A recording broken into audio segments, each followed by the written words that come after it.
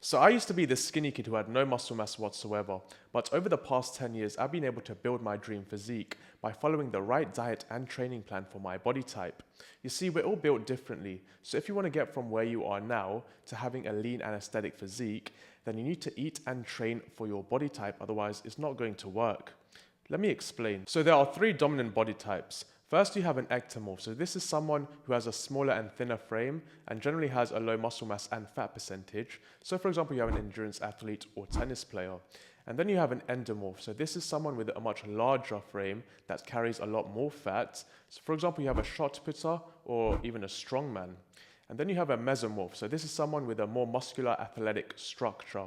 For example, a 100-meter runner or Dwayne "The Rock" Johnson. Then you have one more quite common, let's say, body type. Now, it's not actually classified as a body type, but I believe it should be, and that is skinny fat. So skinny fat is in between an ectomorph and an endomorph.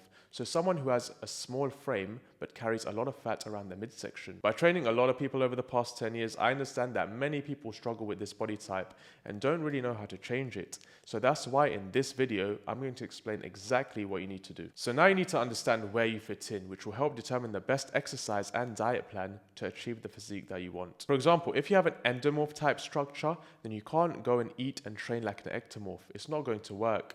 You need to eat and train depending on your body type to maximize your results. So now let's determine what your body type is and how you should eat and train for it. So now, how do you actually determine what your body type is? Well, I want you to take a look at yourself in the mirror, and based on what you see, you'll fit into one of these four categories. Now, you may not fit exactly into one, but you'll be closer to one than the other. For example, if I take myself when I was younger, I had a very thin frame and barely any muscle mass or fat. So based on these pictures, I would classify as an ectomorph. So now let's move on to the four different body types and how you should eat and train for them if you want to build a physique like this. Firstly, we need to understand the goal of the ectomorph. In this scenario, we need to add more muscle mass onto their frame. So let's cover what their nutrition would look like. You need to be eating in a mild to moderate calorie surplus so that over a couple of years, you can add more muscle mass while not putting on too much fat. A little bit of fat gain will be inevitable, but it's okay.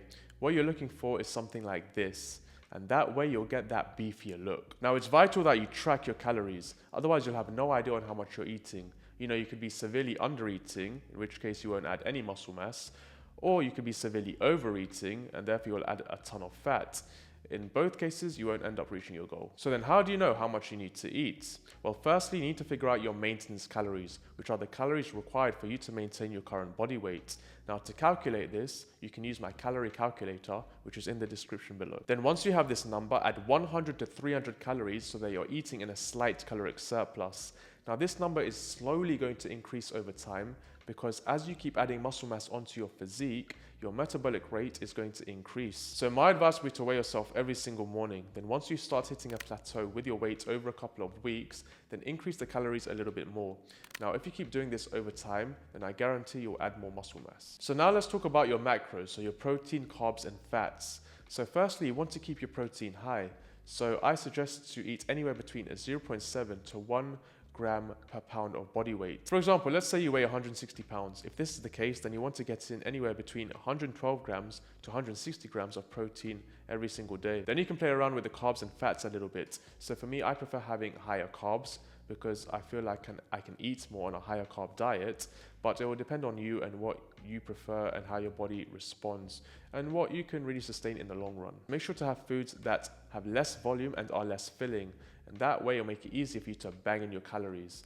Now, if you are someone that struggles to gain weight, then I actually advise to have some junk food in your diet. For example, pizzas, burgers, chips, because that'll make it easier for you to get more calories in and therefore you'll be able to add more mass onto your frame. Now let's move on to the training part of things. So as I mentioned before, the goal is to add more muscle mass and therefore you want to be doing more resistance training.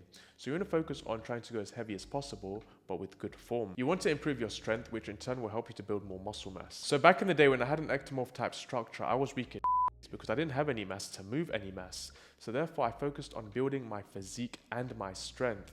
And then over time, I went from looking like this to this. So make sure to train for hypertrophy, but focus on progressively overloading and getting stronger. So just to mention, for all body types, you should be following a training program that includes heavy compound movements.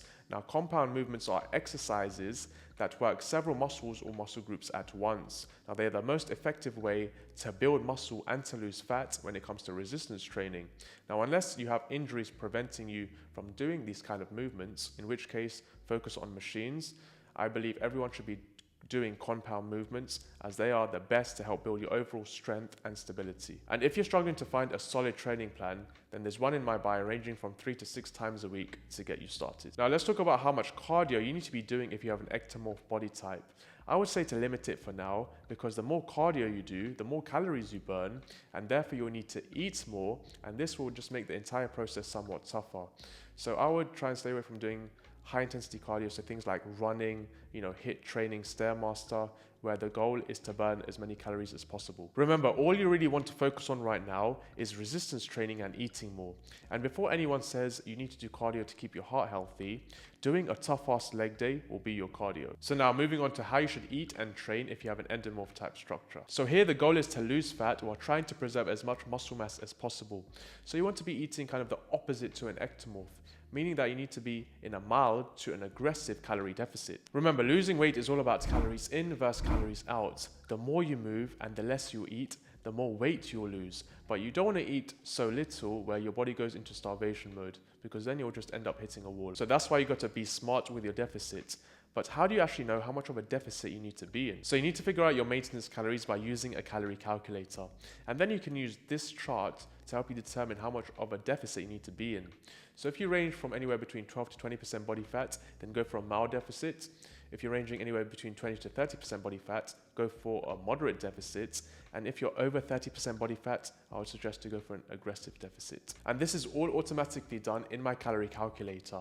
Just plug in your values and it will show you the calories that you need to start with. So your maintenance calories is going to drop over time, because the less mass you have, the less your body really needs to maintain its current weight. So therefore, this is going to slowly decrease over time.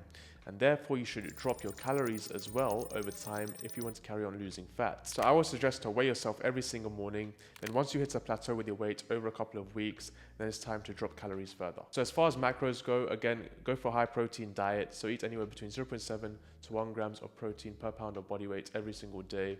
And your carbs and fats will depend on you and how your body responds to them. So if you prefer a high fat diet, go for that. But the main goal here is to have foods that have a higher volume and have a higher satiety.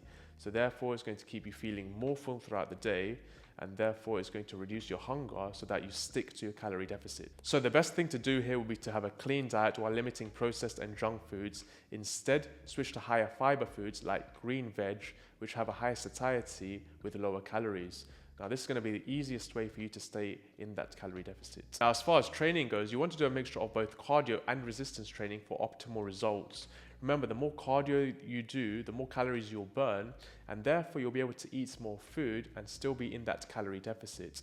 And this will just make the entire process a lot more sustainable, as you'll feel less hungry. I would suggest to do steady state zone 2 cardio, so something like incline walking or cycling at a steady speed, something that's not impactful for your body, and something that you can sustain without it draining your energy. If you can do 30 minutes to an hour of steady state cardio every single day, that will be optimal, but if not, aim for 3 times per week. Now, alongside doing cardio, you also want to resistance train at least twice per week. This is going to be crucial for maintaining your muscle mass and getting you closer to that mesomorph body type, because if you just do cardio all day long without resistance training, you'll end up looking skinny with no shape. So it's important that you resistance train, but don't lift super heavy while in a calorie deficit, as this is just going to increase the risk of you getting injured.